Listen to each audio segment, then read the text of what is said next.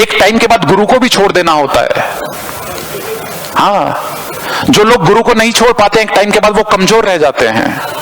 एक व्यक्ति रात के अंधेरे में जा रहा था, अंधेरा पूरा था, अमावस की रात थी, लेकिन एक सामने वाला उसके आगे वाला लालटेन लेकर चल रहा था।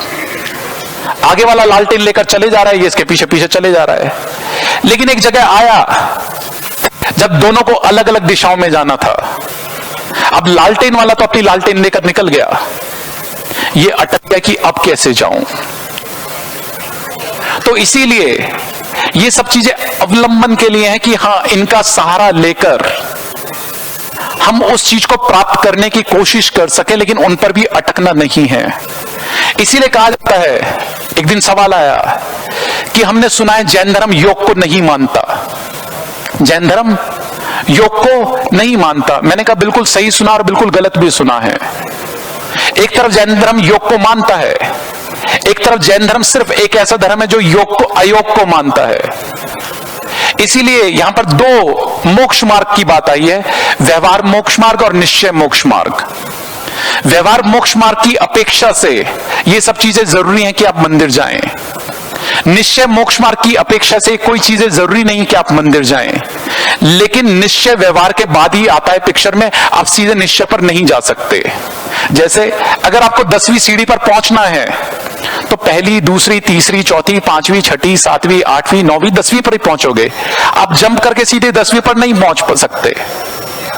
तो इसीलिए ये सब चीजें अवलंबन के लिए हैं, लेकिन इन सबको भी एक टाइम के बाद छोड़ना ही होता है। एक बड़ा अच्छा दृष्टांत आता है,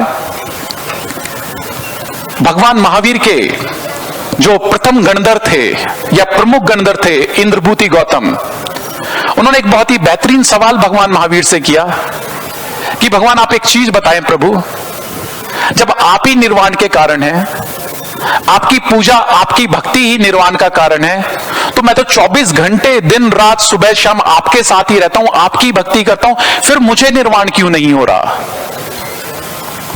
तो भगवान महावीर ने बहुत ही सुंदर जवाब दिया कि अभी तेरा मेरे प्रति राग बाकी है, अभी तेरा मेरे प्रति राग बाकी है।